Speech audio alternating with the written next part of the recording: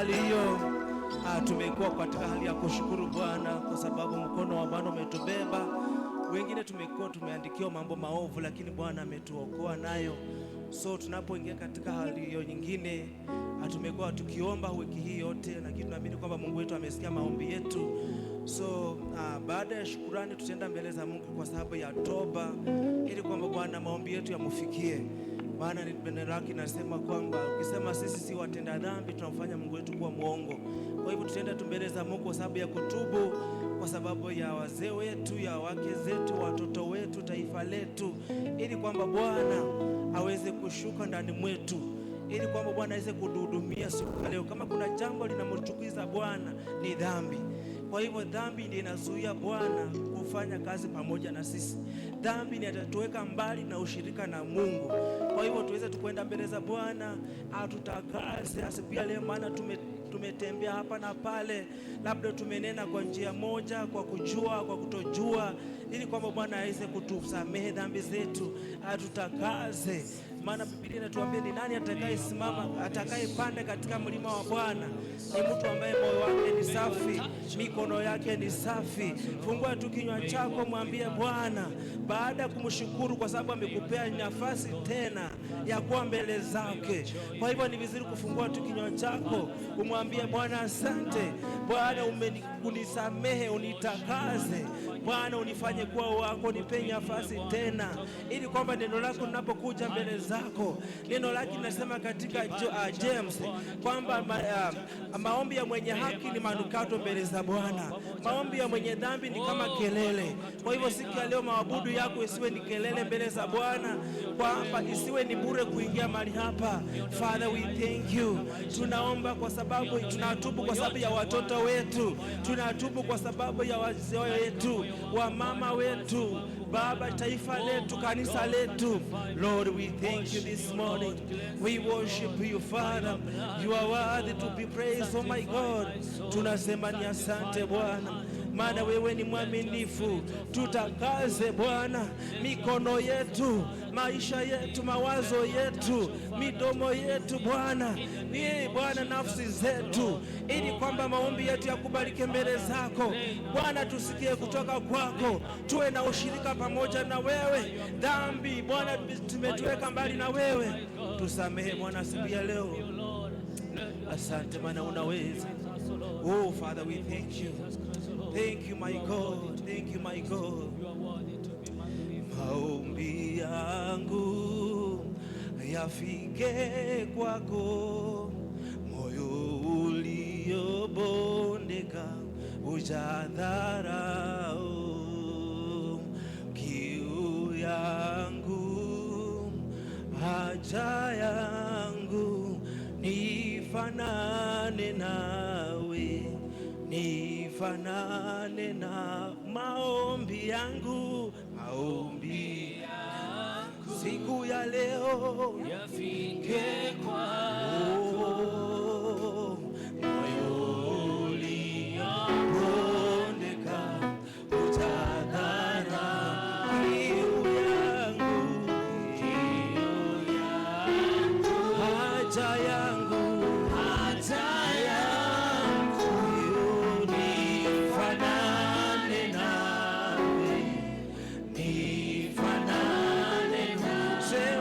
Maombi yangu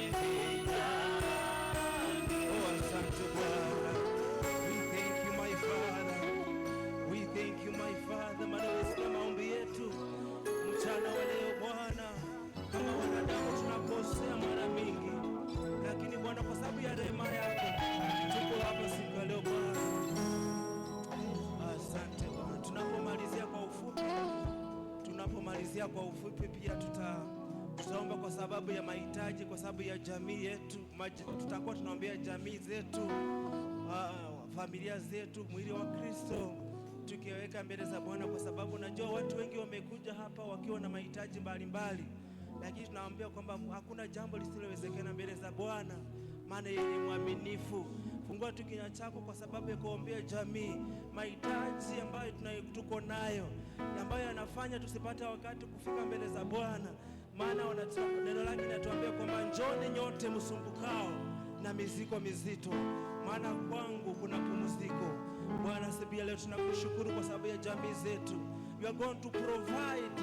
You are going to provide. You will provide, oh my God, kwa kila jamii iliyo hapa. Kuna wengine wamekuja, mioyo zao zimeinama, hawana tumaini, wajue wasifanye nini. Bwana, wameshindwa la kufanya, lakini wewe ndio mtetezi, wewe ndio unayepeana Bwana, wewe ndio unayejaza. Asubuhi leo tunasema ni asante, maana unakutana na mahitaji yetu, maana wewe ni Mungu. Father, we thank you. Asante Bwana. Haufananishwi na kitu kingine, haufananishwi na kitu kingine, haufananishwi na kitu kingine, haufananishwi na kitu kingine, haufananishwi, haufananishwi na kitu kingine, haufananishwi na kitu kingine. Wewe ni Mungu, wewe ni Mungu, mpasua bahari,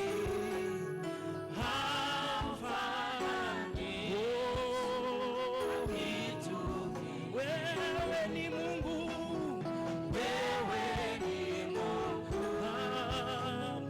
sifa bahari, hafananishi na kitu. Sema wewe ni Mungu, wewe ni Mungu, mpasua bahari, haufananishi na kitu kingi. Unafanya mambo ambayo mwanadamu hawezi kufanya. Unatoa faraja ambazo mwanadamu hawezi. Unafanya mambo ambayo mwanadamu hawezi. Unatoa faraja ambazo mwanadamu hawezi. Haufananishwi na kitu, haufananishwi Bwana, haufananishwi Bwana. Wewe ni mwema, haufananishwi na kitu, haufananishwi Bwana, haufananishwi na kitu kingine. Asante Bwana, maana haufananishwi. Mawazo yako si kama ya wanadamu Bwana. Ukiinua Bwana, unainua kabisa.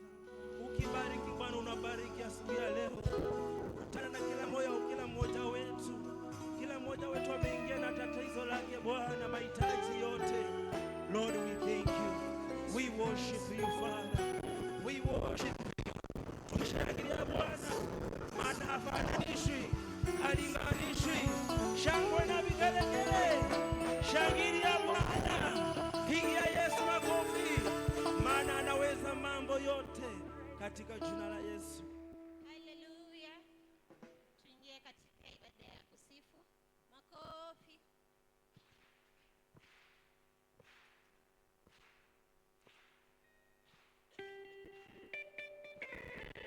Pigia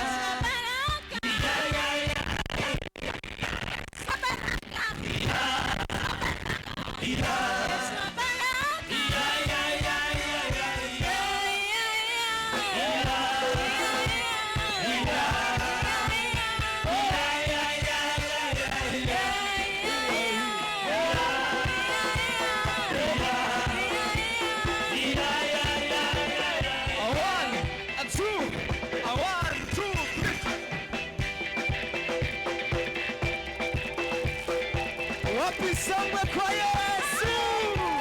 Ai.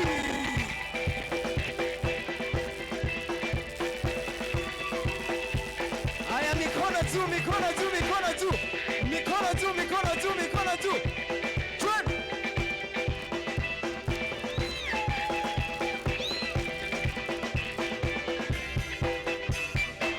Yesu, Yesu, Yesu. Yesu, Yesu, Yesu. Yesu, Yesu, Yesu. Yesu, Yesu, Yesu. Yesu, Yesu, Yesu. Yesu, Yesu, Yesu. Yesu, Yesu, Yesu. Yesu, Yesu, Yesu. A 1, 2. A 1, 2, 3, 4.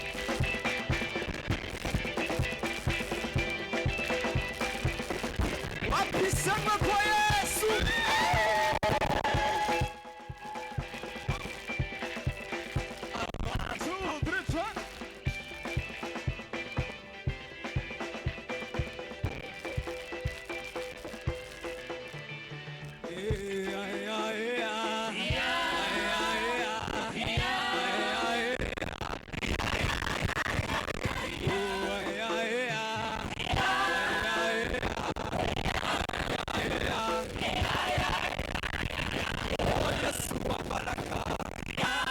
Baraka, baraka, oh Yesu wa baraka, Yesu wa baraka, Yesu wa baraka.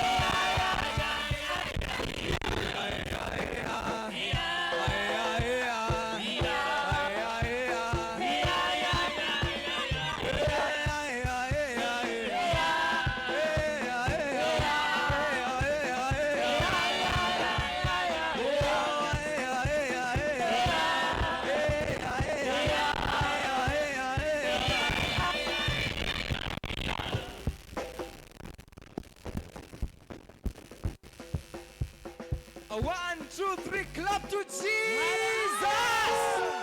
Glory to Jesus. Hallelujah.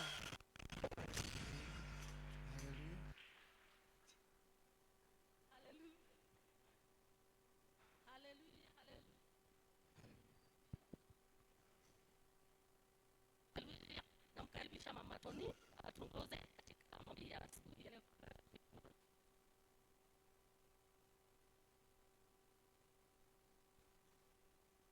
Tuombe. Baba wetu na Mungu wetu, asubuhi ya leo tunalia kiti cha rehema, tukaweza kupata rehema na neema ya kutusaidia wakati kama mahitaji yetu, katika jina la Yesu Kristo mwana wa Mungu. Tunakushukuru, tunaliinua jina lako, ni kwa sababu wewe ni mwema, wewe ni mwaminifu, hakuna wa kufananisha.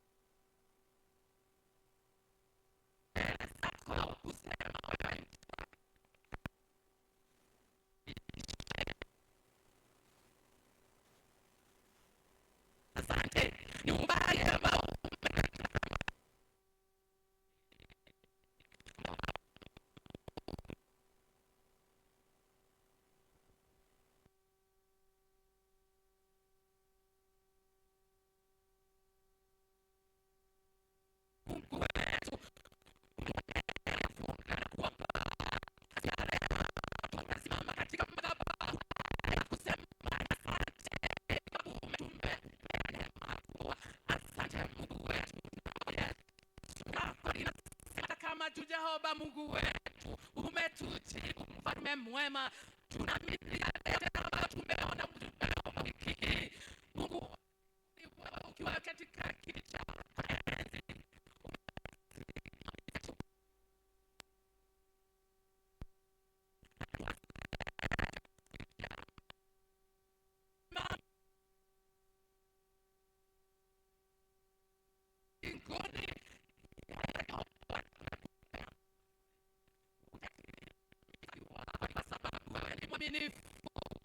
jina la Yesu Kristo mwana wa Mungu, tumekumbuka nchi yetu.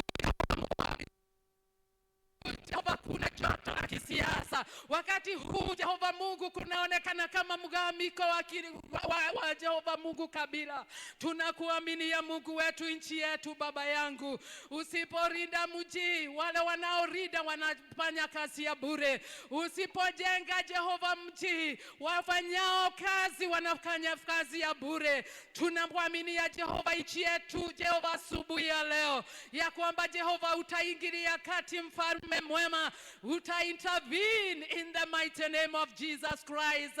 Hakutakuwa Jehova Mungu wetu na mgawanyiko wa kisiasa mfalme. Hakutakuwa Jehova Mungu wetu na mgawanyiko wa kikabila mfalme. Ni kwa sababu Jehova utatamalaki katika jina la Yesu Kristo mwana wa Mungu. Asante Mungu, ni kwa sababu Jehova wewe ni mwema. Jamii zetu tumeinua mikononi mwako Baba, tukaomba Jehova Mungu ukaweza kuingilia kati mfalme, wakati jamii ni united, hata kanisa ni united, oh God. Maana Jehova Mungu wetu, Mungu, kanisa linaanza katika jamii zetu, katika jina la Yesu Kristo mwana wa Mungu. Asante Mungu, ni kwa sababu wewe ni mwema. Kanisa letu ni mikononi mwako mfalme mwema. Tunalikabidhi mikononi mwako mfalme, tukikabidhi mchungaji wetu mkononi mwako. Wakati huu Jehova anahudumu huko Rehema, tunamuinua mikononi mwako mfalme. Mtumie kama chombo kwa utukufu wa jina lako, ni kwa sababu wewe ni mwema. Asante Mungu, umekuwa mwaminifu. Wakati amekuwa kihudumu mahali pale, umekuwa msaada wake mfalme. Umebariki watu wako kupitia yeye, kwa sababu ya utukufu wa jina lako. Twaliheshimu jina lako asubuhi ya leo, tukiamini wewe ni mwema. Asante ni kwa sababu ya ibada ya siku ya leo, ambayo ni ibada ya kushukuru mfalme. Tunaamini ya kwamba umepokea shukrani zetu, zimekufikia kama manukato mfalme mwema. Tunalishukuru jina lako asubuhi ya leo. Tunainua Jehova mnenaji wa siku ya leo, tunamkabidhi katika kiti chako cha hema, ili Baba ukaweza kumtumia baba yangu, ili akaweza kubariki watu wako mfalme, kwa utukufu wa jina lako. Nasi Mungu wetu ukaweza kutufungua mawazo yetu na masikio yetu ya kiroho, tukaweza kusikia jinsi unavyotunenea katika jina la Yesu Kristo. Huu ni mwanzo mwema wa ibada yetu. Tunakuhitaji hata katikati na mwisho, kwa utukufu wa jina lako. Mambo yote tunaidedicate unto your able hands, tukiamini ya kwamba uko pamoja nasi na utamalizia pamoja nasi, kwa utukufu wa jina lako. Tunakushangilia Mungu wa mbinguni, tukiamini ya kwamba umetusikia ukiwa kitini chako cha rehema, nasi tuko na jambo la kusema ni asante. Ni kwa sababu wewe ni mwema. Uinuliwe, utukuzwe, ni kwa sababu hakuna mwingine kama wewe. Na ni kwako Yesu Kristo mwana wa Mungu tunaomba na hata kuamini. Kila mmoja akaweza kusema amen. Amen, amen. Karibisha jirani yako, msalimie, wawili watatu, wakaribishe katika ibada ya siku ya leo. Asanteni sana. Asante kwa sababu ya Mungu kutupatia nafasi nyingine ya kuingia katika hekalu lake. Tunasema ni asante. Karibuni sana kwa sababu ya kukuja ibada ya siku ya leo. Karibu sana. Na wakaribisha hata ambao wako katika Facebook, karibuni sana katika ibada zetu, na mjihisi mumebarikiwa katika jina la Yesu Kristo. Kunao ambao ni wageni, nataka kuona kwa ishara ya mkono kama tuko na wageni siku ya leo. Kama ni siku ya kwanza kuwa katika ECC, naomba uchukue mkono. Karibu, karibu, karibu, karibu. Karibuni sana. Naomba usimame ukawave church. Hivi, simama tu ukawave church. Amen, amen, amen. Karibuni sana. Sana, sana, sana. Mungu awabariki kwa kukuja katika ibada zetu hapa. Naamini mtabarikiwa, na naamini hamtatoka vile ambavyo mumeingia, na hatutatoka sisi wote, hatutatoka vile ambavyo tuliingia. Maana Mungu ako mahali hapa kuhudumia mioyo yetu na hata kunena nasi. Bwana Yesu asifiwe. Kuna Asha ako pale nyuma, wageni hapo, Ngige anaitwa ndugu Ngige. Mtakutana na yeye baada ya ibada na pamoja na wachungaji wetu, na mtakuwa na nafasi nzuri katika mahali pale. Bwana wabariki sana. Tumebarikiwa, ninasema ni asanti kwa sababu ya siku ya leo. Bwana awabariki. Nataka kuwaleta ushers wetu. Karibuni ushers kwa sababu ya matoleo ya siku ya leo. Karibu ushers.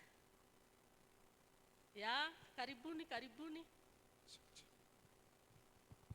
Unapojiandaa kumtolea Mungu, ambao pesa zao ziko katika M-Pesa, paybill ni 247247, account ni 471361. Paybill 247247, account 471361. Bwana awabariki tunapomtolea. Karibuni Waves of Joy. Bwana wabariki. As we give our offering this morning, we will just want to go. We just want to sing a worship song. So you can join us as we worship together this song. It's no one like you, Jesus.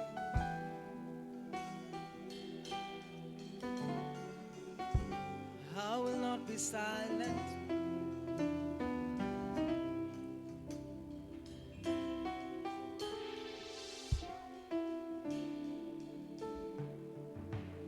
And I will not be silent. I will always worship you.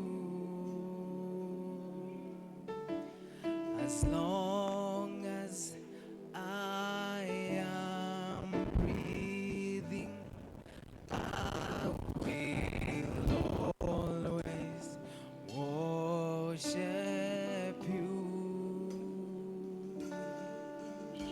And I will not be silent.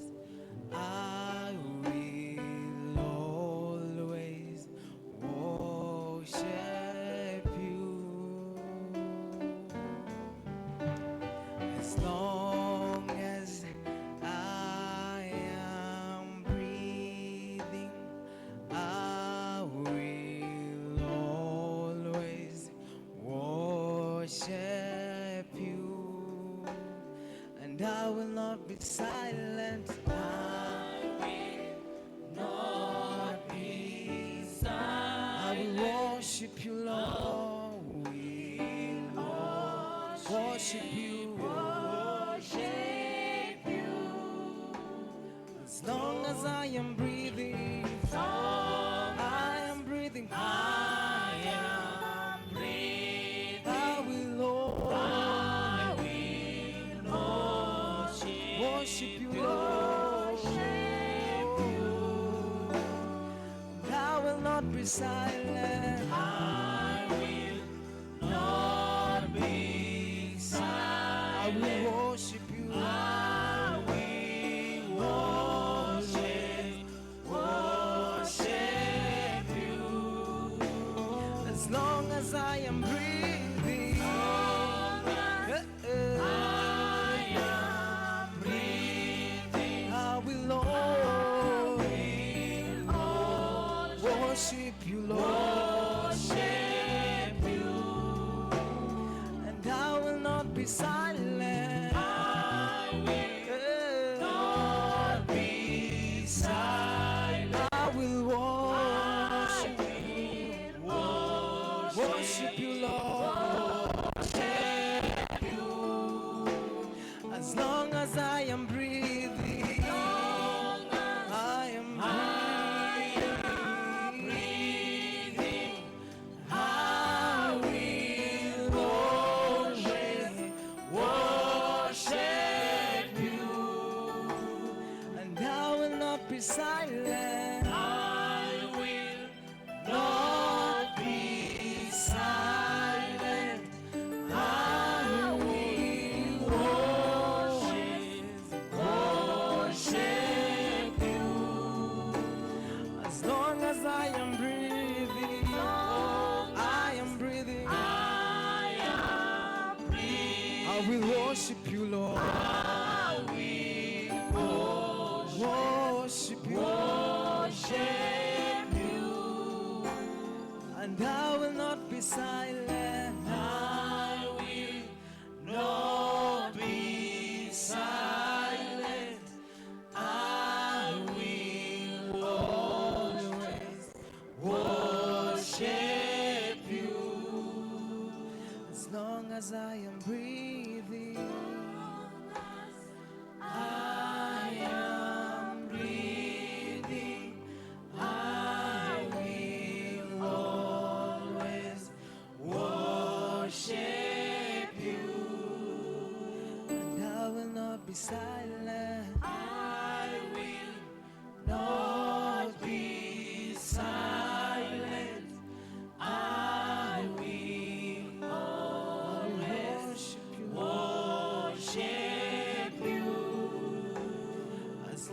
as I am breathing, as I am breathing, I will worship you. I will I will worship you. worship you.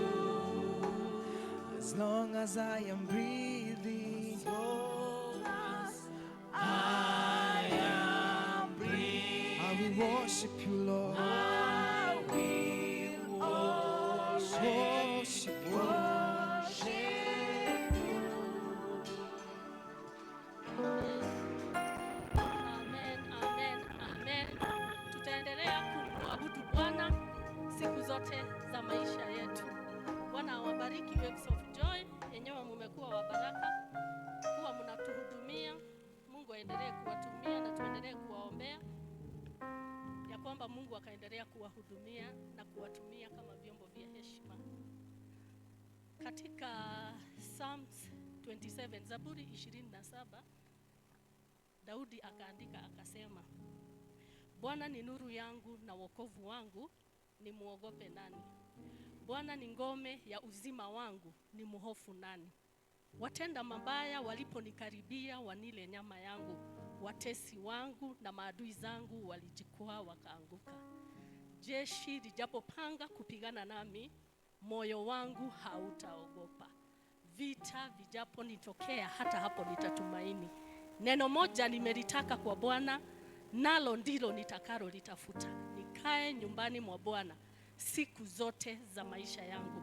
Nitafakari hekaruni mwake, mradi atanistiri bandani mwake wakati wa mabaya. Atanisitiri katika sitara ya hema yake na kuniinua juu ya mwamba. Na sasa kichwa changu kitainuka juu ya adui zangu wanaonizunguka. Nami nitatoa dhabihu za shangwe hemani mwa Bwana. Nitaimba na nitamhimidi Bwana. Verse 6 ndio inafikisha hapo. Bwana asifiwe. Daudi akasema, hata jeshi lijapopanga kupigana naye hataogopa. Kwa hivyo asubuhi ya leo nataka tujitie moyo ya kwamba tusiogope. Daudi akasema, Mungu ndiye nuru yake na wokovu wake. Amuogope nani? Hataogopa shetani, hataogopa adui, maana anajua mwokozi wake ni Mungu na yeye ndiye atakayempigania. Bwana Yesu asifiwe. Kwa hivyo katika worries zetu nataka tujitie moyo asubuhi ya leo.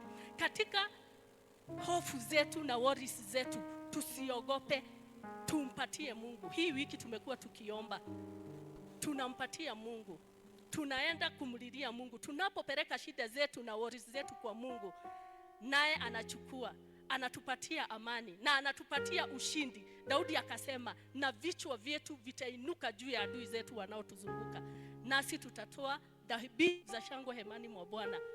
Tutaimba na tutamhimidi Bwana. Bwana Yesu asifiwe. Situjitie moyo katika Bwana. Tusiogope shetani, tusiogope uovu, maana aliye ndani yetu ni mkuu kuliko aliye nje. Shetani hana nguvu kuliko Mungu. Sisi kitu ambacho tunafanya tu ni kumpatia Mungu, kumpatia shida zetu, naye anatupigania, maana sisi hatuwezi pigana. Anapigana na adui zetu na anatupatia ushindi. Si Bwana Yesu awabariki sana. Nataka kumkaribisha brother Joseph Mboro. Karibu. Ako wapi Mboro? Bwana Yesu asifiwe. Hayuko karibu? Kwa nini sikuoni? Karibu sana, karibu sana. Nataka utuletee mtumishi wa Mungu asubuhi ya leo. Bwana awabariki sana. Mbarikiwe sana. Asante. Tumpige mama Eugene makofi mazuri jamani. Licha ya kwamba nilikuwa nainua mkono hivi, hakuwa ananiona na ako na miwani. Nikashangaa kama angekuwa hana ingekuwa vipi. Bwana Yesu asifiwe. Haleluya. Tumpigie makofi tena. Salimia jirani yako, mwambie kwamba mnenaji leo amesema tujitie nguvu. Msalimie huyo mwingine, mwambie jitie nguvu ndugu ama dada. Asante, asante. Nina furaha sana kusimama mbele zenu kwa heshima kubwa kuwaletea mnenaji wa siku ya leo. Siku ya leo hatuko na mchungaji wetu, amenenda kuwa baraka katika kanisa letu la Rehema, na kwa hivyo maombi yetu yako pamoja na yeye ahudumia wapendwa wa mahali pale. Tulikuwa pale na kwa kweli tulikuwa mahali pale siku ya jana, na Mungu anamtumia kwa njia kubwa mahali pale. Tupige Bwana wetu makofi kwa kumtumikia mtumishi wetu. Bwana asifiwe. Nimekaribishwa hapa kwa heshima kumlete mnenaji wa siku ya leo, na sitafanya lingine, nitapenda tu tusimame kwa miguu yetu tulikaribishe neno la Mungu. Asubuhi tulipokuwa tukishikana mikono pamoja na Pastor Liz, tulikuwa tunaomba kwamba Mungu akaweza kumtumia kwa njia isiyo ya kawaida, kwa njia ya pekee. Na asubuhi ya leo tunapolileta neno la Mungu, ni neno ambalo liko hai, ni neno ambalo liko na uzima. Kama ulikuja hapa ukiwa umefinyika, neno hili linaenda kukuweka huru. Kama ulikuja na magonjwa, kama ulikuja katika hali ambayo ulikuja, neno la Mungu liko hapa siku ya leo kutuletea utofauti katika maisha yetu. Nataka tumpigie makofi tunapokaribisha si mwingine ni Pastor Liz aje atuletee neno la uzima katika jina la Yesu Kristo. Asante. Tuamini na tuombe tunapomkaribisha. Baba, ni asante kwa fursa hii njema ambao umetutunikia siku ya leo kusimama mbele zako na mbele za watu wako Mungu wetu. Asante kwa kibali chako, Roho wako Mtakatifu na nguvu na uweza wako Bwana. Mtumishi wako asubuhi ya leo anasimama mahali hapa Bwana, anakuwakilisha wewe Bwana. Tuomba ukampaka mafuta yaliyo mabichi, uwezo na nguvu na mamlaka zitokana na wewe zikawa juu yake Bwana. Watu wanapomtazama wasimuone mwanadamu wa kawaida, bali wakaone Bwana mtumishi wako ambaye analeta neno lako lililo na uzima, lililo na uhai, na neno ambalo linabadilisha Bwana. Baba, anapolinena Bwana, mpe nguvu, mpe uwezo na mamlaka inayotokana juu mbinguni. Asante kwa sababu tutakuwa watiifu kwa neno lako linaponenwa asubuhi ya leo. Kwa ujumla tunapolisikiliza likalete utofauti katika maisha yetu Bwana. Asante kwa sababu wewe ni Mungu wetu unayetujali, unayetuwazia mawazo mazuri, na haujawahi kutukusanya bure Bwana pasipokuwa na kusudi lako. Wacha kusudi lako litimie katika jina la Yesu Kristo. Pokea sifa, pokea utukufu kwa sababu wewe ni Mungu mwaminifu. Kwa jina la Yesu Kristo tunaomba na hata kuamini. Amen. Amen. Tumpigie Bwana makofi. Karibu sana. Haleluya Bwana. Tunaweza kuketi kwenye viti vyetu ambavyo vimebarikiwa.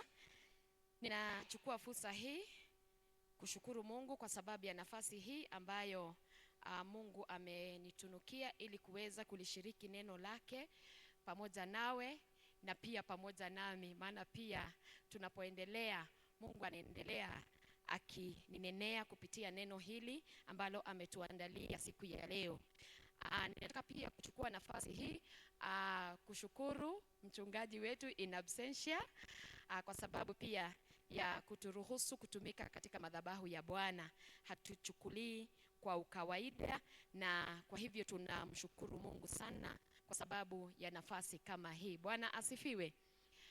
Ya tatu, nataka kushukuru kila mmoja ambaye ni wageni wetu ambao wamejiunga pamoja nasi siku ya leo katika ibada zetu. Situ appreciate wageni wetu. Let's appreciate our visitors today. Hata wale ambao wanatufuatilia katika mitandao, katika our live coverage, to appreciate kanisa la Bwana, to appreciate. Tunashukuru Mungu kwa sababu ya wageni.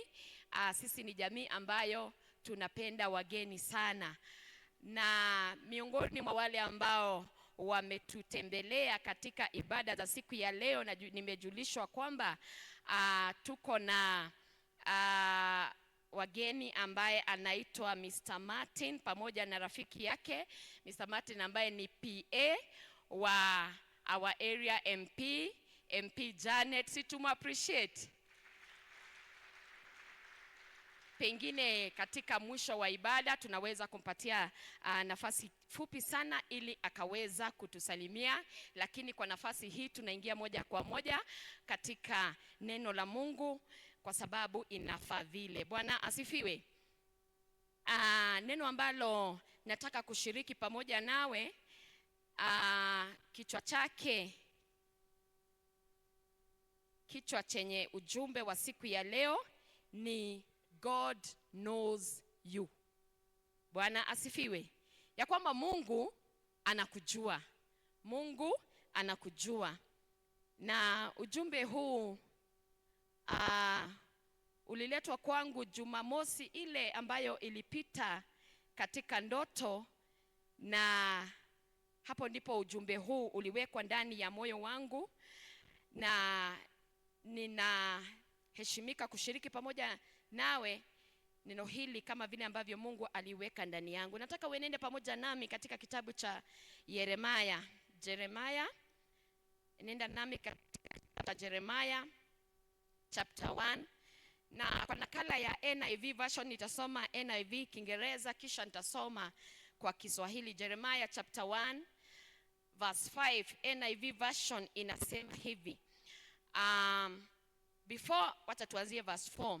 Verse 4 inasema, the word of the Lord came to me saying, before I formed you in the womb, I knew you. Before you were born, I set you apart. I appointed you as a prophet to the nations. Verse 6, alas, sovereign Lord, I said, I do not know how to speak. I am too young.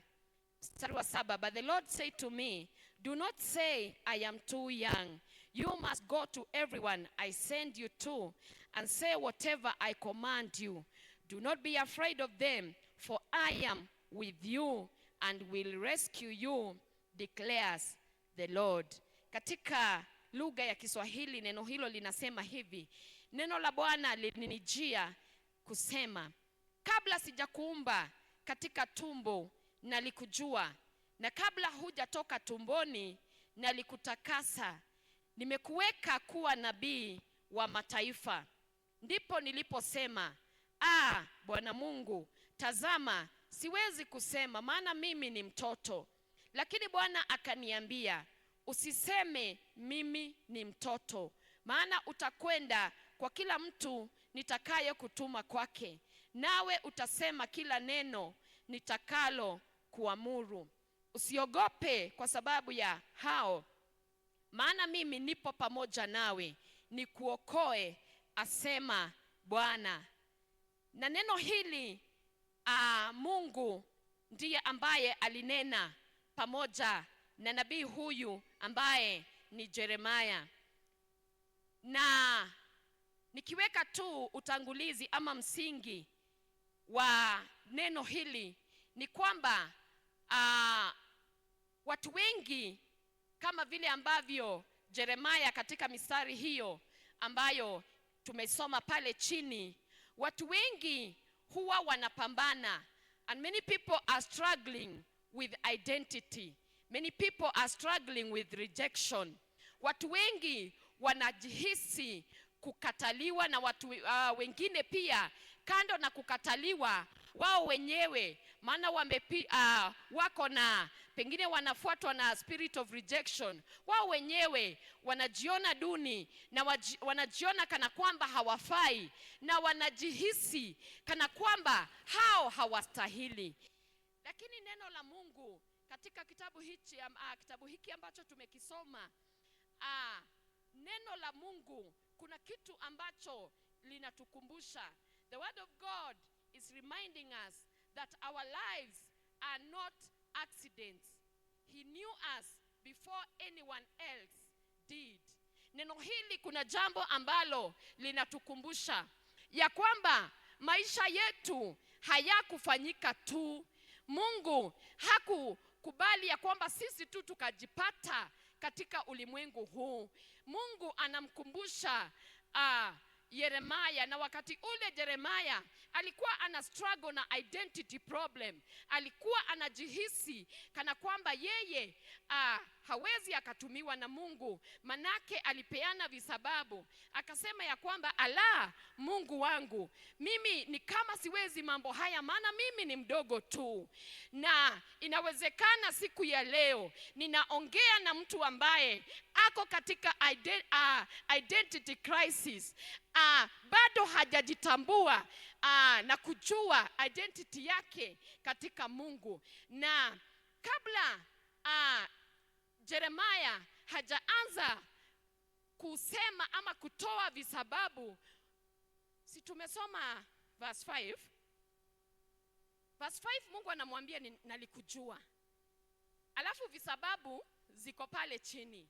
Na kwa hivyo even before Jeremiah aanza kutoa visababu, Mungu alikuwa anajua ya kwamba ingawaje huyu nalimjua na nalimfahamu long before, hata kabla hajaumbika katika tumbo la mama yake, Mungu alijua atakuwa na identity crisis. Mungu alijua atakuwa na hali ya kujidunisha, and that is why anamhakikishia na kumwambia maneno haya hata kabla hajamwambia vile anataka na yeye.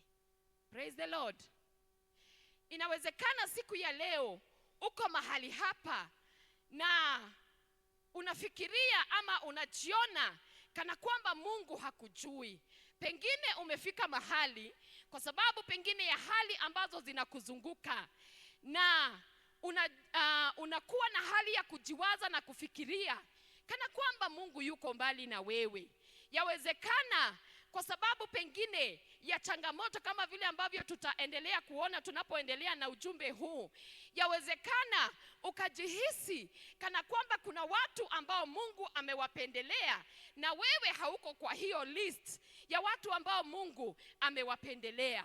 Pengine unajihisi kujidunisha. Yawezekana ukiongea na watu, pengine you are suffering from low self-esteem, ile hali ya kujidunisha. Praise the Lord.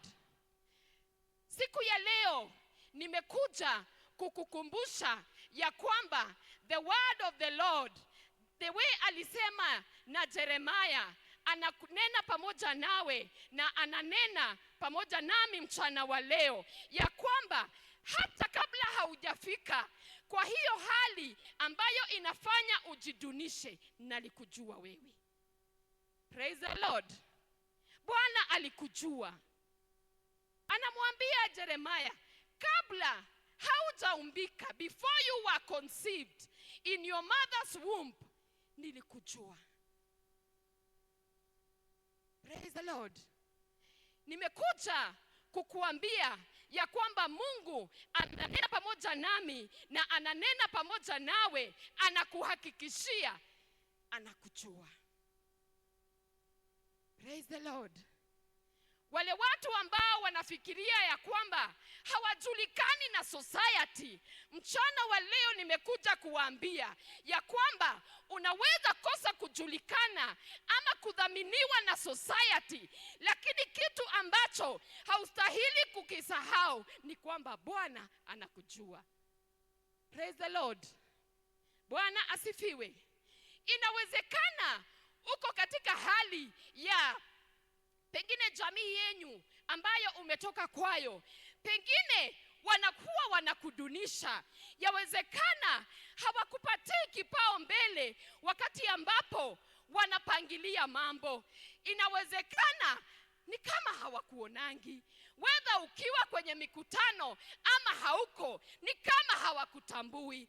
Mchana wa leo nimekuja kukujulisha ya kwamba hiyo jamii wanaweza kosa kukutambua, lakini Mungu wa mbinguni aliyeziumba mbingu na nchi, ambaye pia ni muumbaji wako, anakujua. Praise the Lord. Anakufahamu, anakuelewa. Bwana asifiwe. Na hayo ndiyo mambo ambayo alikuwa anataka kuweka ndani ya mawazo ya Jeremiah, na siku ya leo anataka kutukumbusha sisi, maana sisi ni akina Jeremiah wa siku ya leo. Praise the Lord. Jeremiah aliitwa na Mungu akiwa kijana mdogo, na wakati ambapo Mungu alimuita, he started protesting. Akaanza kupingana, akasema mimi ni mdogo tu, hata sijui kuongea. Akaanza kutoa vijisababu.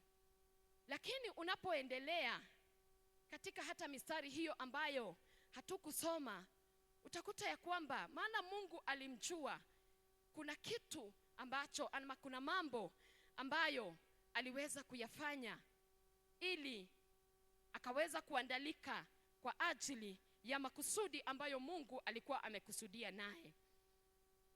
God's knowledge of us existed before our physical existence.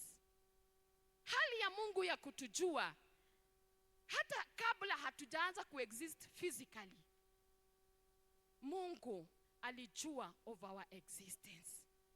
Bwana asifiwe. He knows our personality. He knows our weaknesses. He knows our strengths. He knows our destiny. Mungu anajua vile ambavyo tutakuwa. Nguvu zetu anazijua na kuzielewa. Na hata madhaifu yetu, mambo hayo yote, Mungu ako na record ya sisi na mambo yote ambayo yanatuzunguka. Bwana asifiwe. Hayo madhaifu yako ambayo unafikiria na huwa unajiona uko nayo, na madhaifu yale yanafanya ujidunishe, God knows them. Bwana asifiwe. Even those your strengths, maeneo yako ambayo yanajitokeza kwa nguvu, wakati mwingine unakosa kuyatumia kwa sababu pengine unajishuku, Mungu anajua maeneo yale. He knows every concept of our lives. Maeneo yote ya maisha yetu Mungu anayajua. Hata hatima zetu, even those destinies ambazo aliziandaa kwa ajili yetu. Yawezekana wewe siku ya leo haujui hatima yako.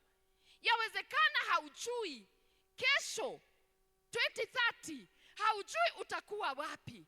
But hiyo information yote Mungu ako nayo, because he knows you.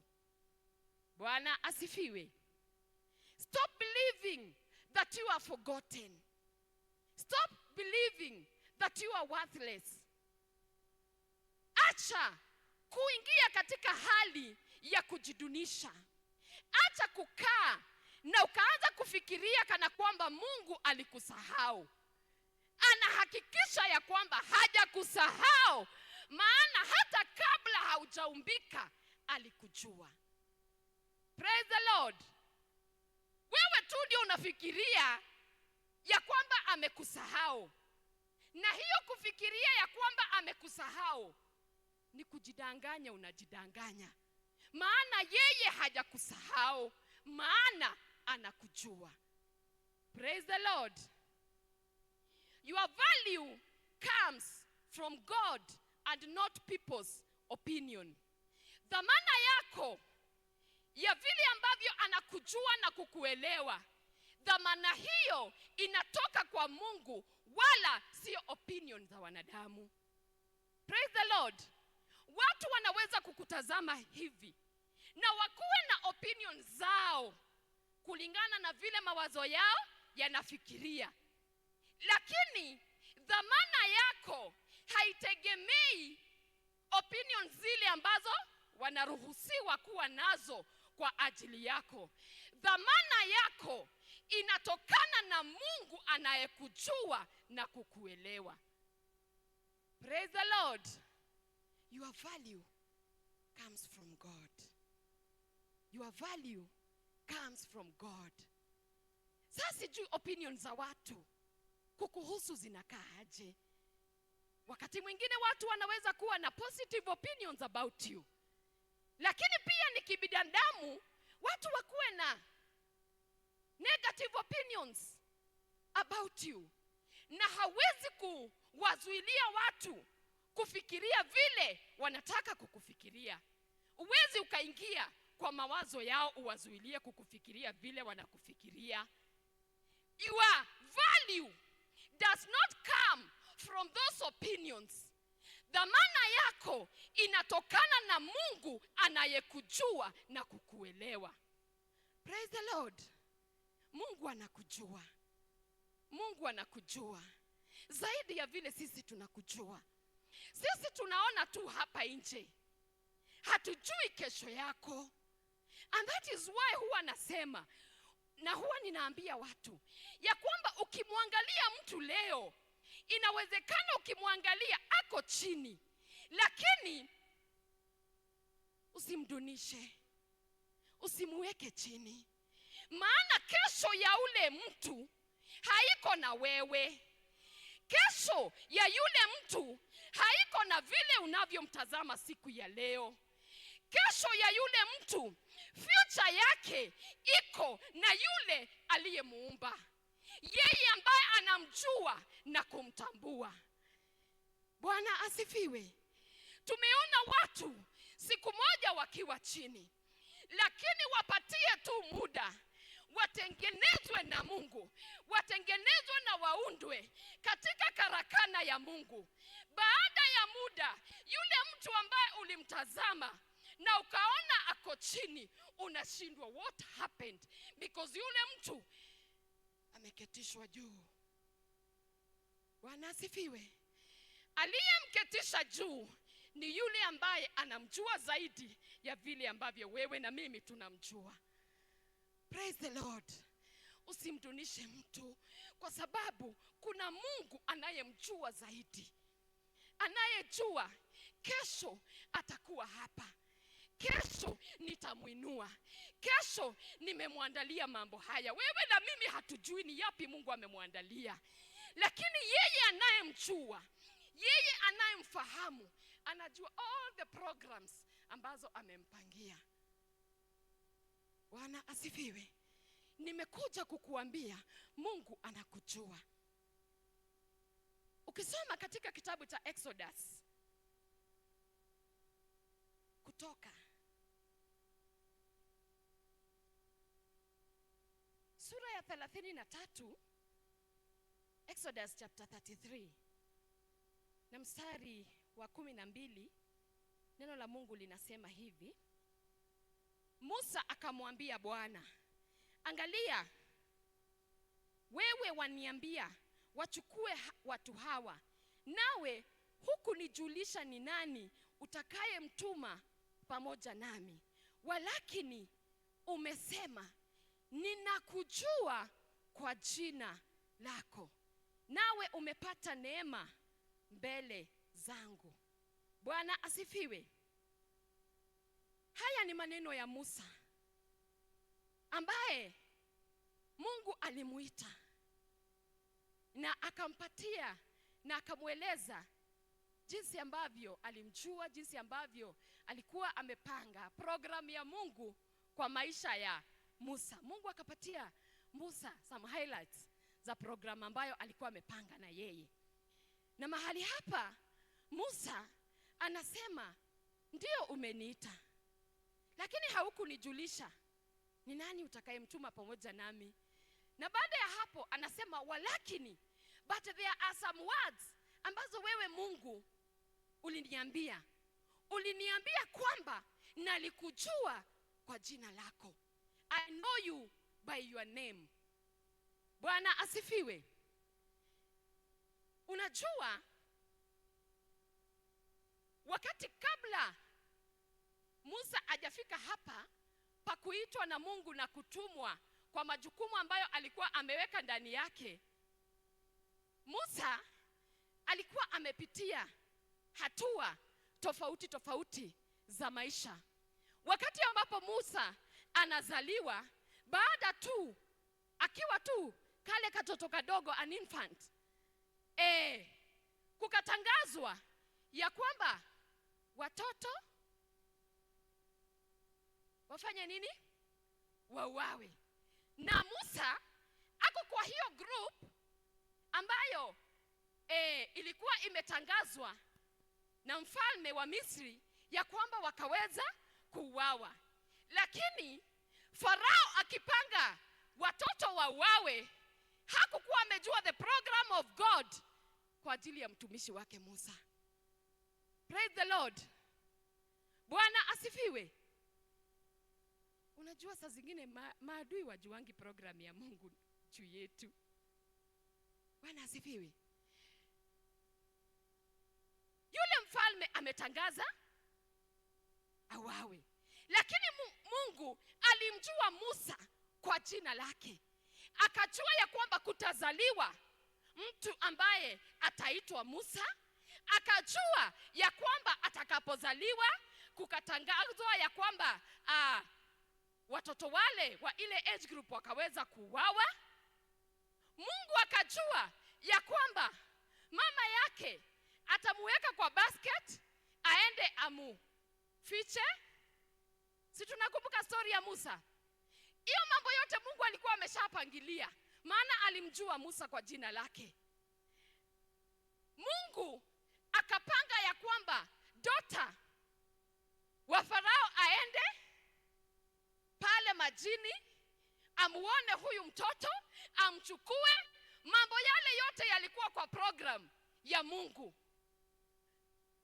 Mungu akapanga ya kwamba huyu mtumishi wake Musa, maana alikuwa amekusudia that he will be a deliverer, ya kwamba atakuwa mkombozi ambaye atawakomboa na kuwatoa wana wa Israeli katika mikono ya Wamisri. Mungu akapanga kwa program zake ya kwamba atakulia katika nyumba ya mfalme. Bwana asifiwe. And that is why by the time anamuita inapata Musa by surprise, lakini mbele za Mungu haikukuwa surprise, maana alimjua. Bwana asifiwe. Hata wakati ambapo Musa anaenda na kuencounter the encounter ya the burning bush, yeye anakuwa surprised, maana aliona kichaka ambacho kinateketea lakini hakiishi. Yeye hakukuwa amejua the program ambayo Mungu alikuwa nayo kwa ajili yake. Na kwa hivyo yeye alipotazama aliona hiki kichaka, these are extraordinary things. Lakini mbele za Mungu they were not extraordinary things, maana alijua na akapangilia. Praise God. Inawezekana katika maisha tunakutana na mambo yanatusurprise, yanatupata by surprise. Lakini mchana wa leo nimekuja kukuambia ya kwamba mbele za Mungu mambo yale hayakuangi surprise, maana anatujua na ameyapangilia. Praise God. Wakati mwingine tunapitia changamoto na tunakuwa surprised. Tunashindwa kwa nini Mungu anaruhusu tupitie mambo haya. He has a purpose in those things because he knows you. Bwana asifiwe. Ako na kusudi ya kwa nini mambo hayo yanakufanyikia, maana anakujua sana. Bwana asifiwe. Praise the Lord. Mungu anakujua. Na katika kitabu kile ambacho tulisoma cha Yeremia, tutarudi tu huko kwa Yeremia.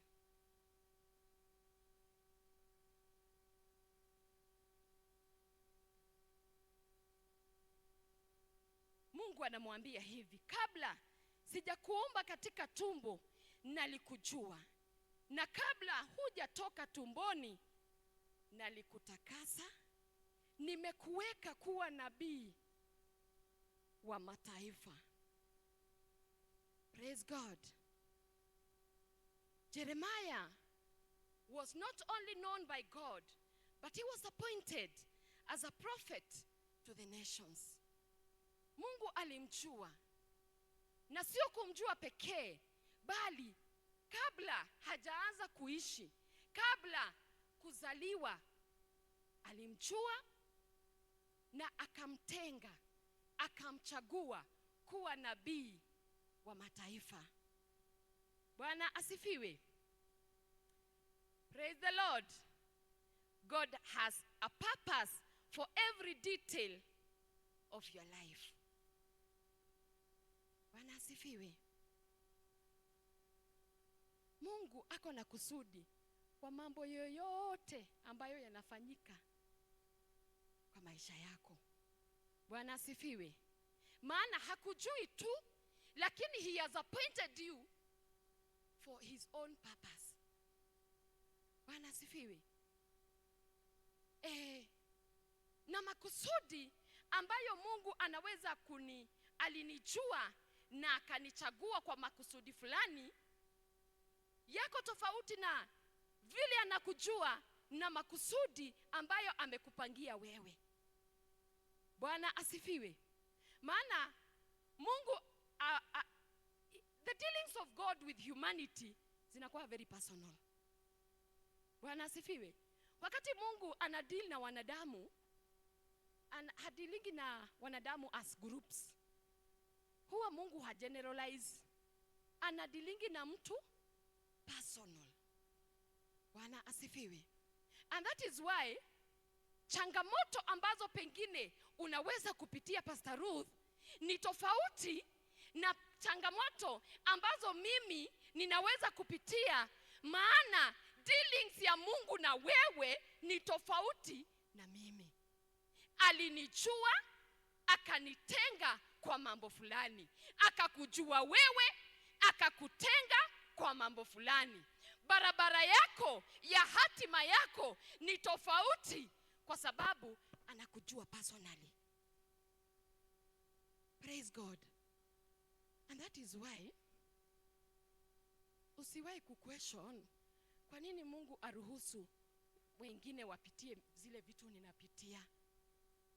Mimi tu ndio anapitia kwa sababu your path of destiny is unique. Bwana asifiwe. Ile barabara amekutengea haifanani na yetu. That is why wewe ndio anakuchagua upitie yale mambo ambayo unapitia. Bwana asifiwe. Nilikuwa nikijiuliza, na Mungu anaweza kuwa amechora graph, amechora program, na katika hiyo program ana include challenges.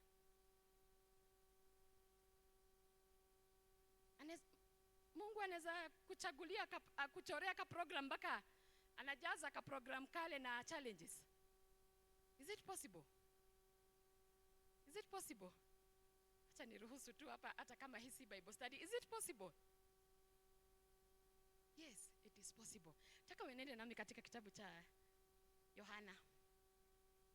John chapter 9.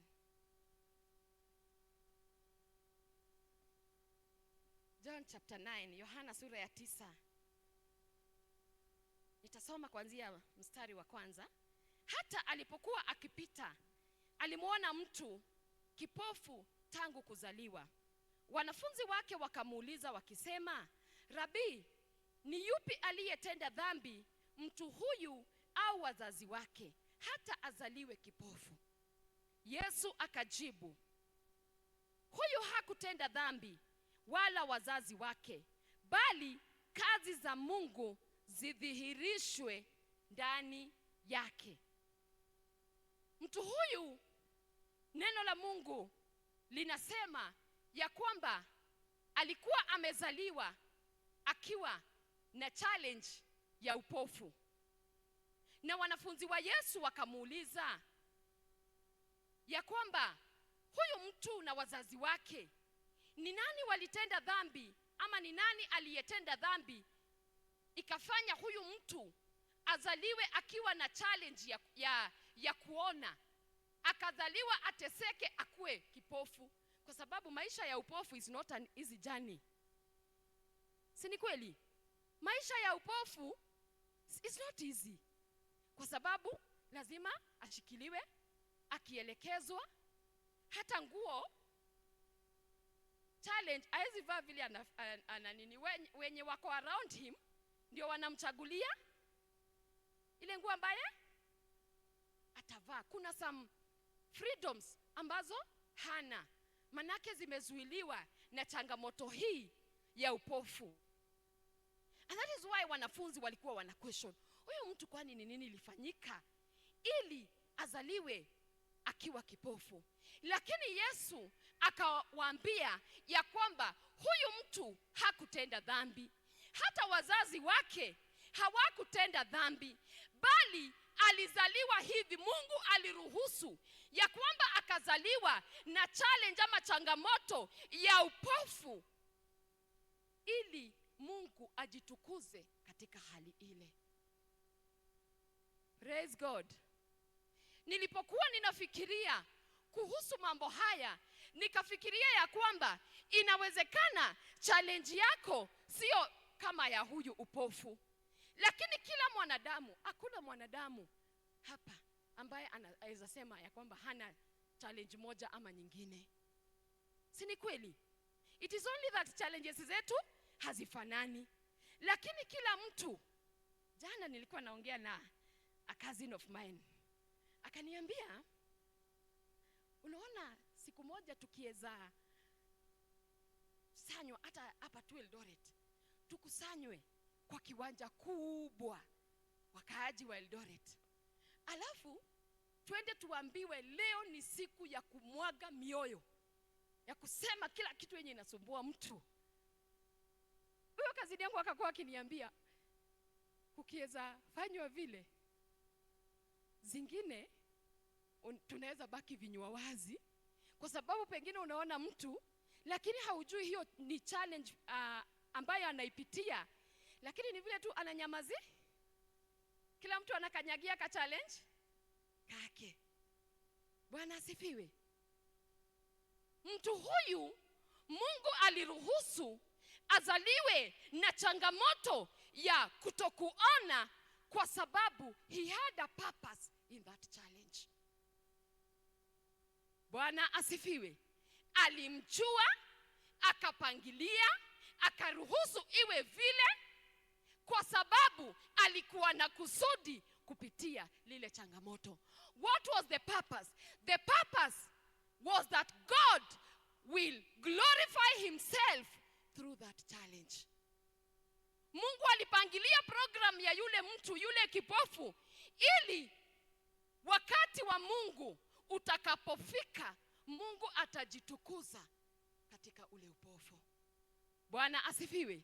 Ukiendelea kusoma sehemu za chini za kitabu hiki cha Yohana sura ya 9, utakuta ya kwamba when the divine time, wakati wa Mungu ulipofika, akatengeneza matope, akampaka, akamwambia enda ukaoge Siloamu. Bwana asifiwe. Na alipo enda na akanawa pale katika kijito cha Siloamu, Biblia inasema ya kwamba akapata kuona. Praise the Lord. Mchana wa leo nimekuja kukuambia ya kwamba kuna challenge ambayo Mungu ameruhusu iingie katika maisha yako, uipitie. But this afternoon I have come to tell you it has an expiry date. Expiry date ya huyu kipofu ilikuwa wakuwe na an encounter na Yesu atumwe Siloamu.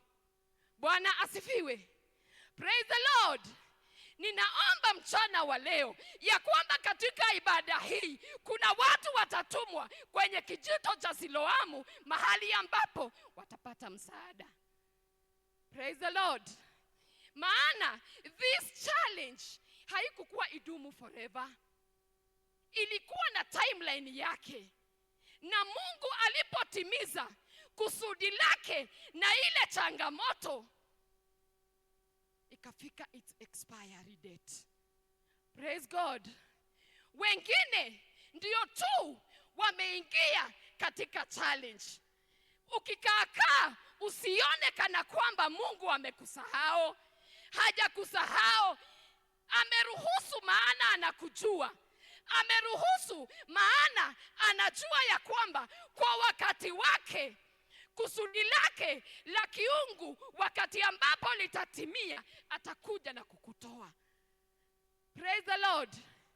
Atakuja na kushughulikia changamoto yako the same way alipokuja na kumponya huyu kipofu after its divine purpose ilipotimia.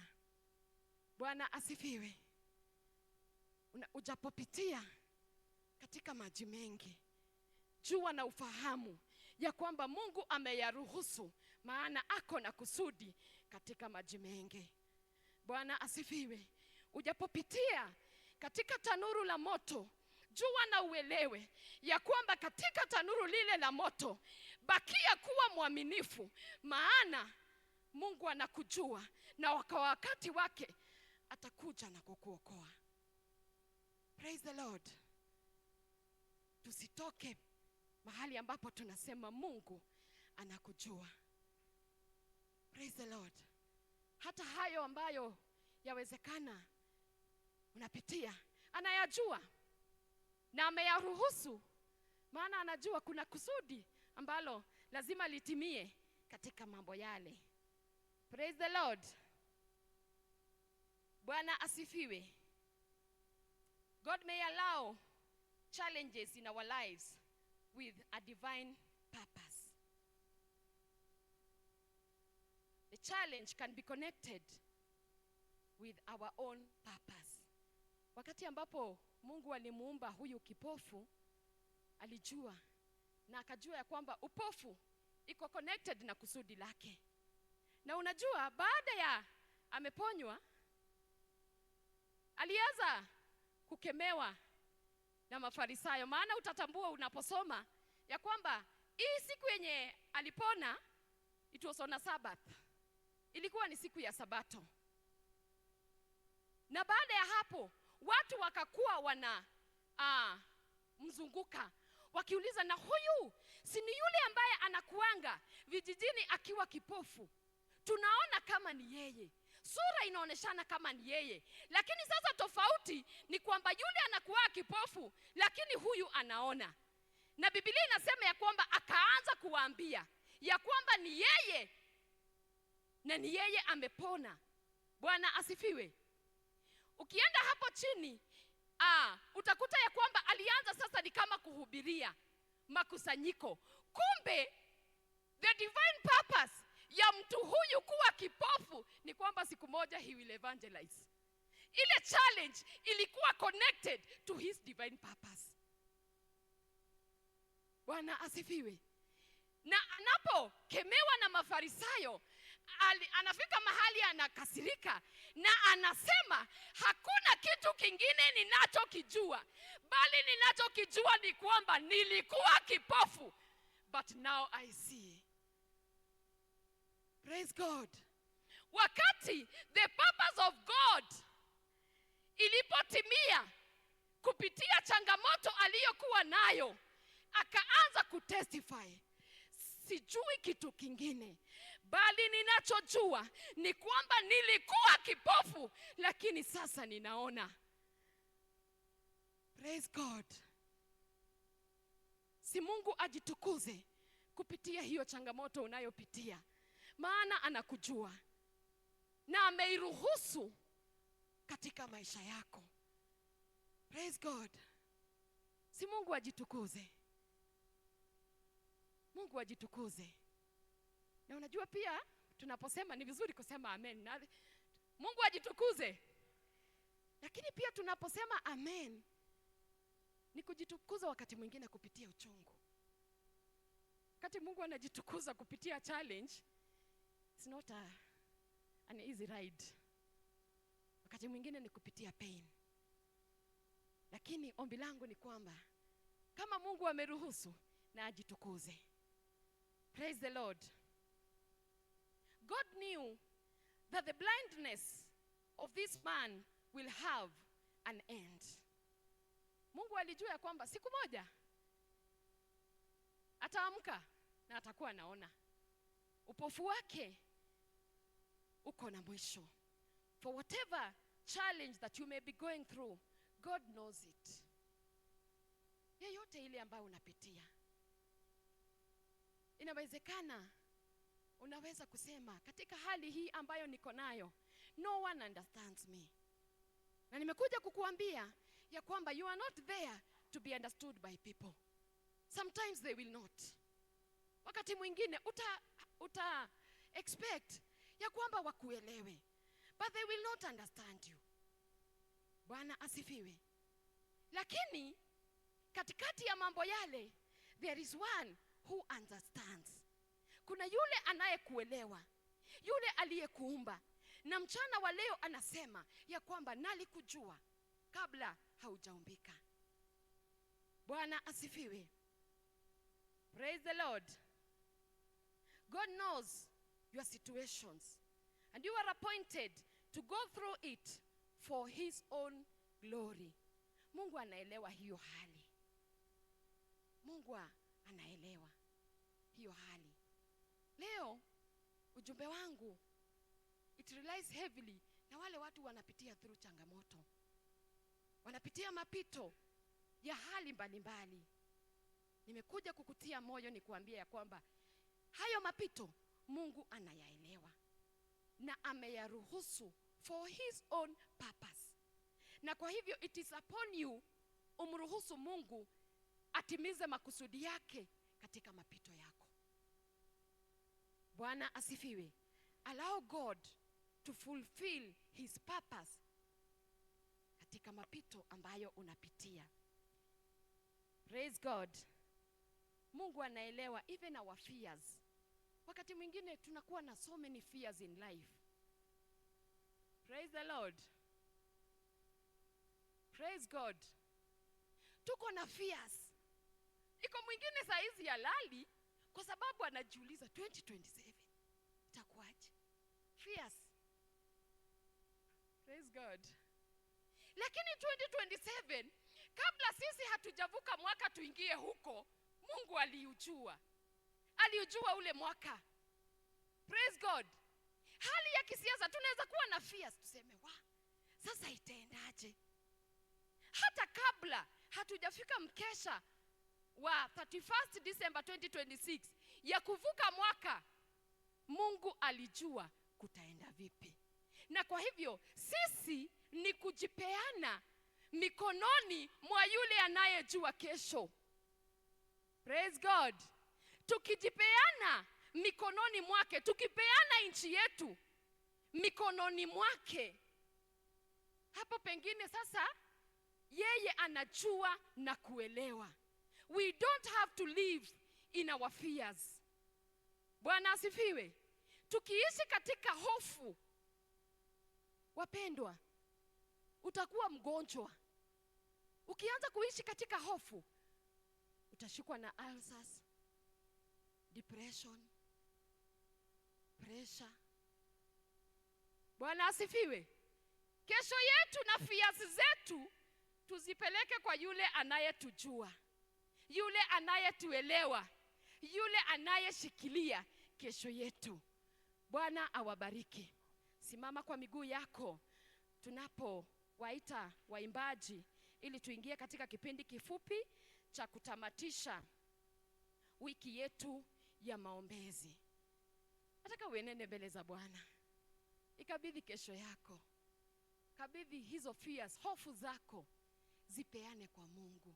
Mwambie Mungu ni asante, maana unanijua kesho yetu, anaijua maisha yetu, yale mambo, zile changamoto ambazo tunazipitia, anazijua, anazielewa, ameruhusu zije katika maisha yetu, maana ako na kusudi kwa ajili yetu.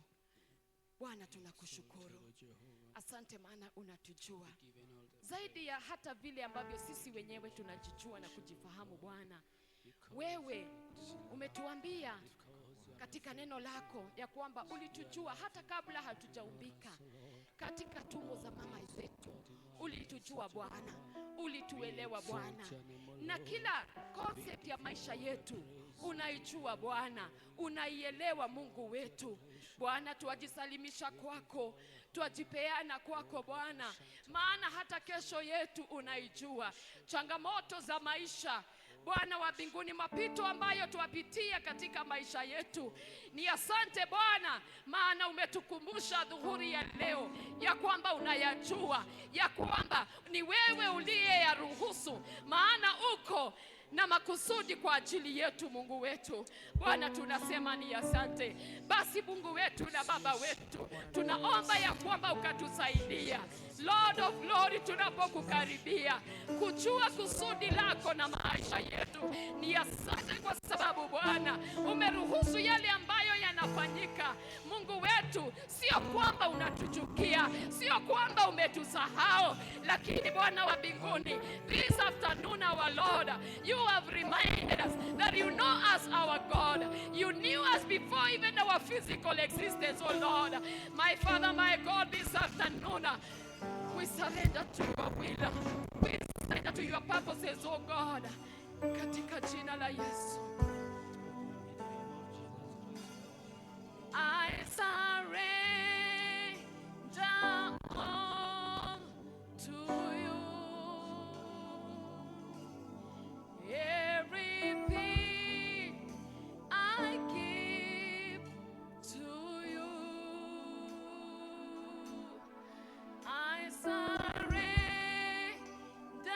all to you. Everything I give to you. I surrender.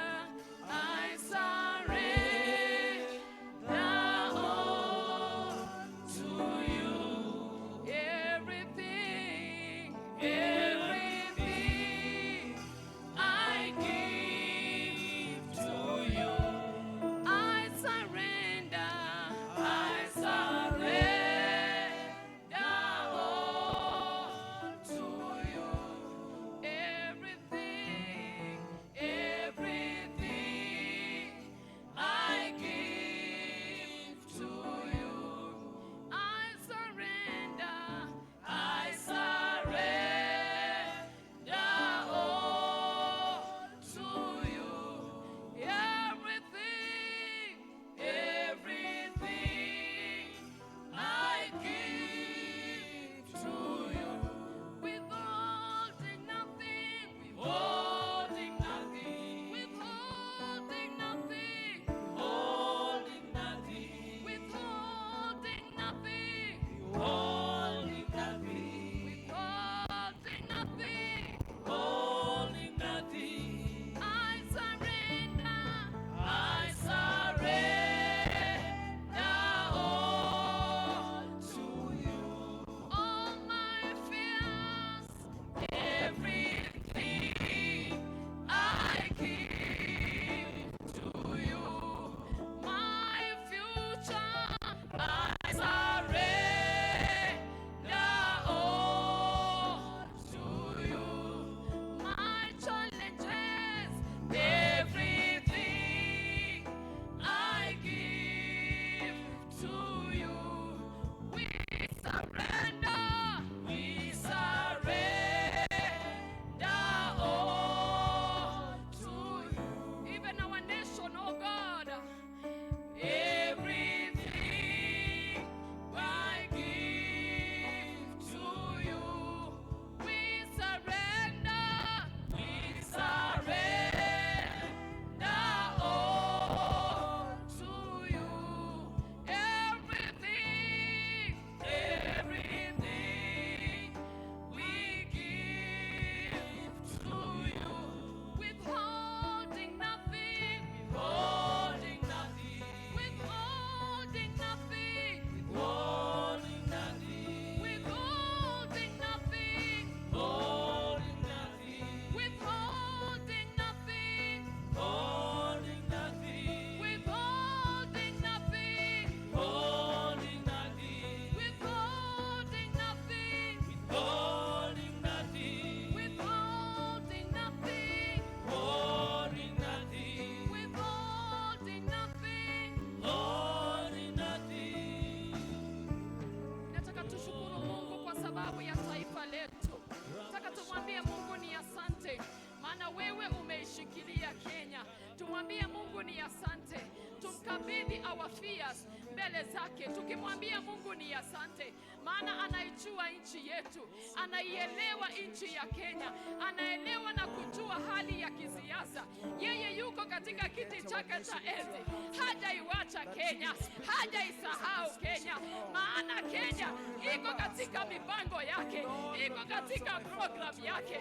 Na kwa hivyo wa leo nataka tuenende mbele za Bwana, tumwambie Mungu ni asante, maana wewe nchi yetu iko mikononi mwako.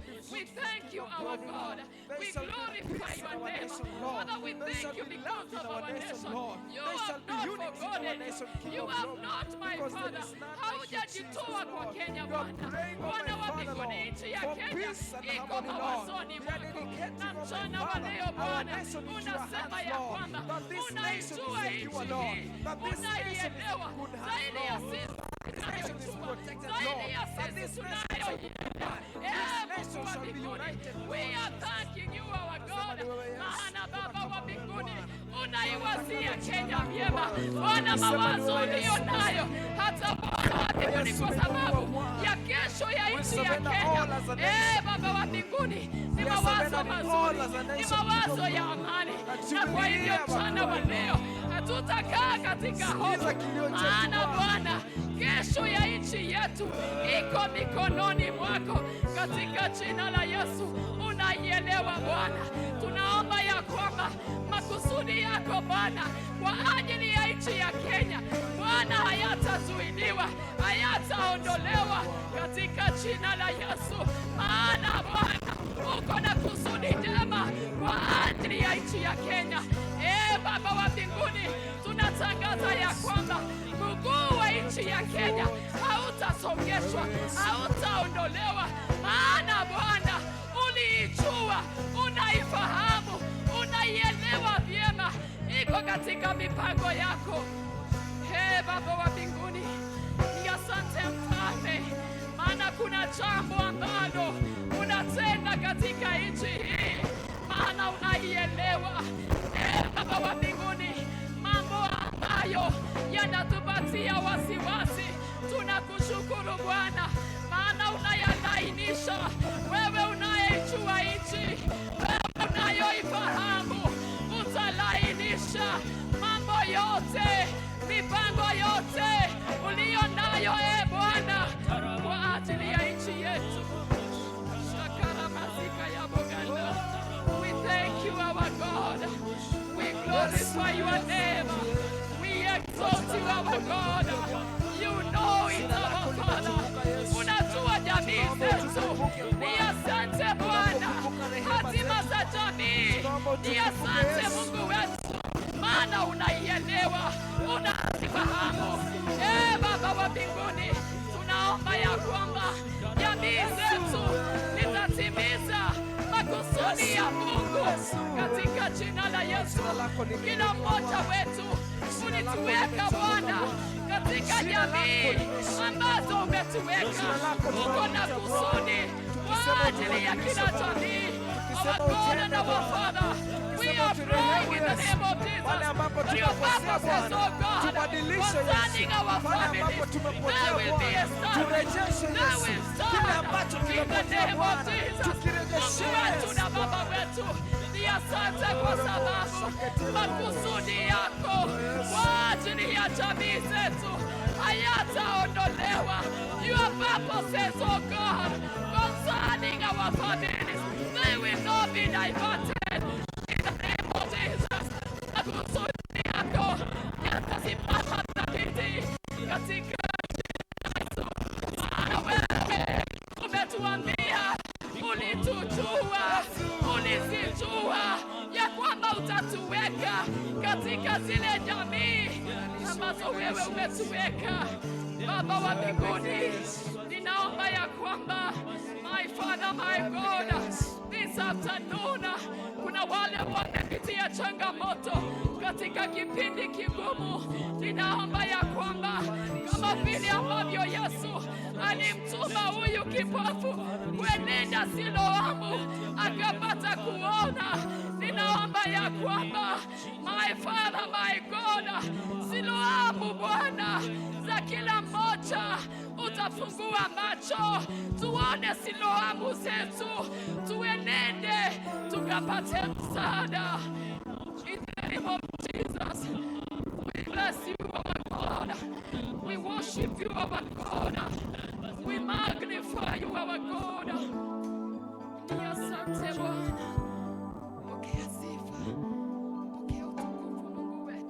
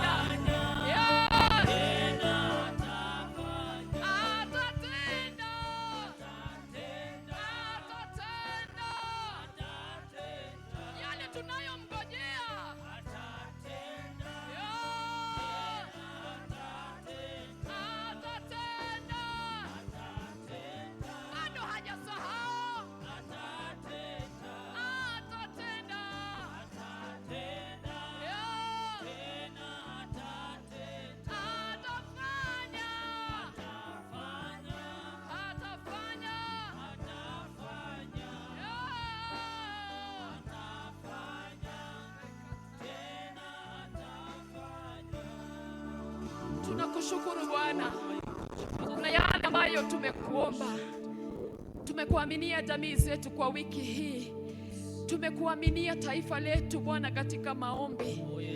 Tumeomba kwa ajili ya maisha yetu ya kibinafsi. Baba wa mbinguni, tunakushukuru maana tunajua ya kwamba utatenda, ya kwamba utafanya. Neno lako Bwana katika kitabu cha Habakuk linasema ya kwamba nitaketi katika mnara nione yale ambayo Bwana atatenda. Baba, tuko katika mnara, hatutaondoka katika minara yetu. Tutazame yale ambayo utatenda katika jamii zetu, katika watoto wetu, wake na waume wetu, katika taifa letu, katika kanisa letu. Tutakaa kwenye mnara, tutazame yale ambayo utatenda. Tunakushukuru Bwana, maana kuna mengine umeshaanza kutenda na mengine bado haujasahau, unaendelea kuyatenda. Pokea sifa Bwana, tunakushangilia, tunasema ni asante, maana wewe ni mwema na wewe ni mwaminifu. Kwa jina la Baba